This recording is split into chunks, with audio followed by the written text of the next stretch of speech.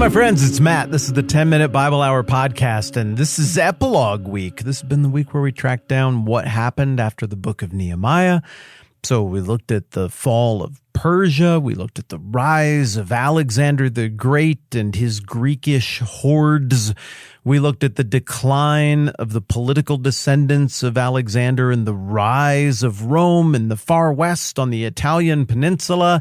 And we looked at the momentary restoration of a Jewish kingdom from the 160s BC to the 60s BC, where after a great rebellion, a revolutionary war, the Jewish people made a kingdom again, but the kingdom flopped. It fell on its face.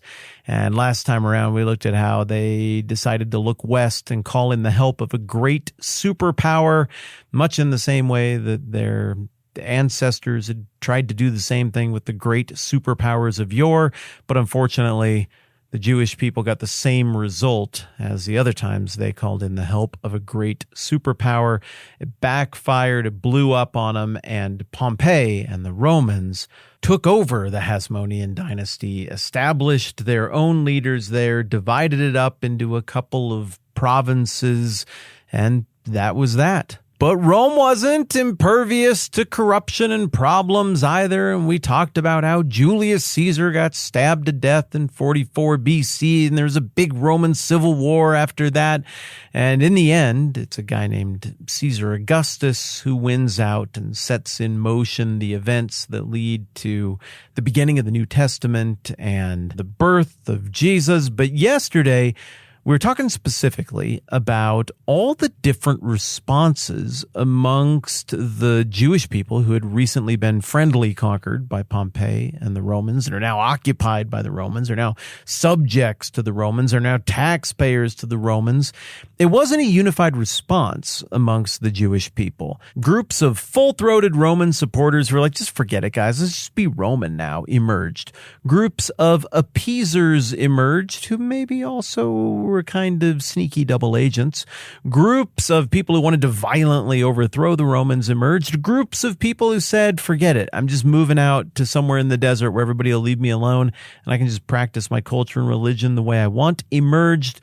But there is one group that emerged that plays a very important role in the New Testament. And we talked a tiny bit about them yesterday, and today I want to talk about them a bunch.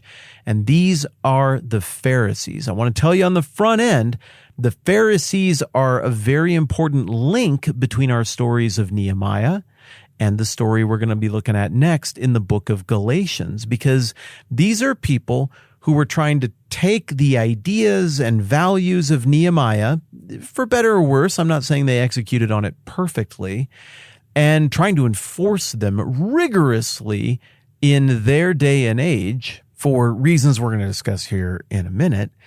And when Christianity happened, when Jesus went to the cross and was resurrected and people started to acknowledge Jesus as the long-awaited Messiah and as the King of Kings, there were a whole bunch of people who had been heavily influenced by the Pharisees who didn't quite know what to do with that. We're going to try to unpack that a little bit today and then a lot in the next season on the book of Galatians.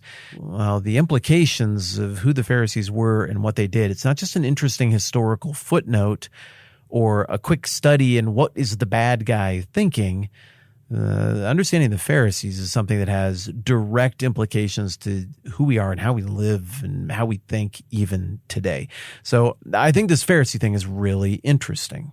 The Pharisees, of course, are the bad guys of the story of Jesus. They are the super conservative, rule-oriented, religious, political leader types who conspire and weasel to make sure Jesus goes to the cross, that he gets executed. They can't beat him with words and ideas, so they just use dirty tricks to manipulate the Romans into putting him to death. The Pharisees don't look good in the New Testament at all, and they don't appear by name in the Old Testament because, again, they emerged between the two. But now that we've looked at the whole Nehemiah thing, we get a way better sense of how the Pharisee phenomenon happened. The The Pharisees were a people of similar ideological orientation to Nehemiah and Ezra. Now, they came to different conclusions and they handled their business in different ways, but the Pharisees, like Nehemiah, looked at the whole story of the Old Testament and saw what you and I see when we look at it. They're like, well, God made a deal. He made a covenant with his people. Then it was a conditional covenant. He made it through Moses. And the deal was that if we obey him, he's going to bless us. And if we disobey him, he's going to punish us. And either way, all the nations are going to know that he's the one true God. And he's done exactly that. But throughout the whole Old Testament, the Pharisees concluded, we never could get it right. So since we never could get it right, we must just need stricter rules. So the Pharisees are running the same equation you and I have run a couple times in our conversations. The Old Testament has all these different attempts to solve the human problem, all these different techniques to try to get the people to obey, to get the heart of the people aligned with God for the long haul, and none of them end up working. Well, the Pharisees have a constructive proposal of their own that they want to try out. And it kind of catches on in the time leading up to the period of the New Testament, the time of Jesus. Their strategy for addressing the human problem and making sure that people obey is to write more rules. But you write strategic rules that prevent people from ever actually violating the actual rules. So, you ever done the thing where you got a friend who is habitually late, and you discover eventually that if something is happening at 3:30 and you just say it's getting started at 3, well, then they'll probably show up at about 3:25 and they'll accidentally be 5 minutes early. Then gradually, through some light deception, you get good results out of them that you can work with. Well, the Pharisees have the same strategy. You got all these rules in the Old Testament that God has laid out and that God evaluates the obedience of his people based upon. A lot of that came up in Nehemiah. I mean, you got the intermarriage thing, you got the Sabbath stuff, you got the temple life stuff, all the things that came up in the renewal of the covenant that we've talked about so much. And the Pharisees figure out that, well, if you can just get people to accept an even more robust list of rules religiously, then they'll be hesitant to violate those rules, which aren't the actual rules that God actually put in place, and they'll never even get close to touching the metaphorical stove or violating the actual rules. And maybe this buffer realm will keep the behavior in check in such a way that then God will bless his people once again because they aren't breaking any actual rules. But here's why I think that doesn't work out as we get into the time of Jesus and we see what Jesus says to them. These rules don't take into account the heart. They forget that what God seems to want from his people is for their hearts to be drawn to him, to be close to him. He doesn't want people who honor God in a perfunctory way with their lips, but their hearts are far from him. He wants their hearts. And so the Pharisee strategy, in my opinion, I would like to think is rooted in the stuff that Jesus said, and I'm not just totally making it up. You can go and listen to the Matthew season and decide what you think for yourselves.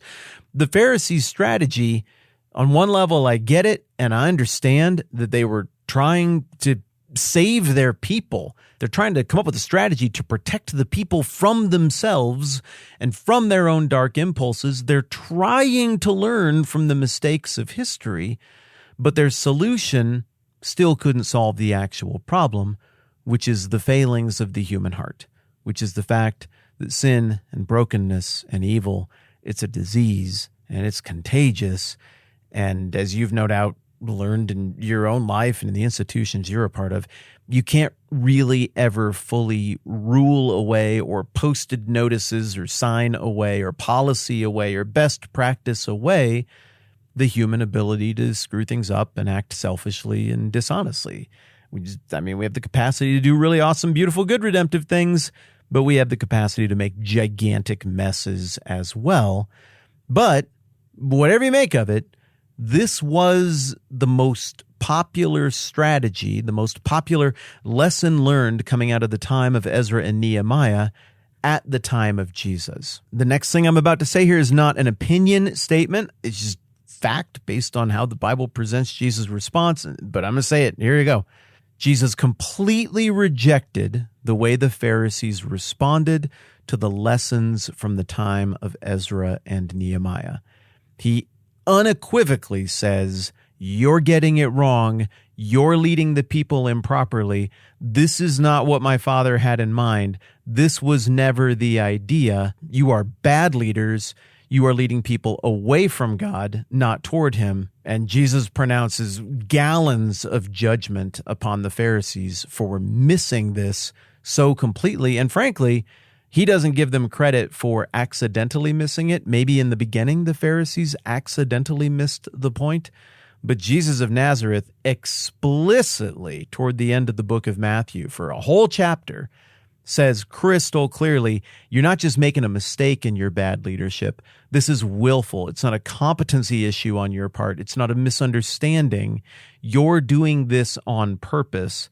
You are false, and you know you are false. Paraphrase is mine, but honestly, my paraphrase is probably nicer than what Jesus actually said in that condemnation of the Pharisees. And mentally, it's probably a good idea here to put a pin in that, because when we get into Galatians, the whole Pharisaic and first century Judaism response to the lessons of Ezra and Nehemiah and the Persian era of the Bible that we've been looking at, a whole lot of that is going to come into play in the book of Galatians. I mean, in a lot of ways, a lightly Christianized version of Pharisaic assumptions is what's getting criticized in the book of Galatians. The fact that the Pharisees had such an influence even on Jews who converted early on to Christianity, their lingering influence is what Paul is trying to ultimately crush and snuff out in the book of Galatians. So again, the stuff that we've been looking at is really going to pay off over there.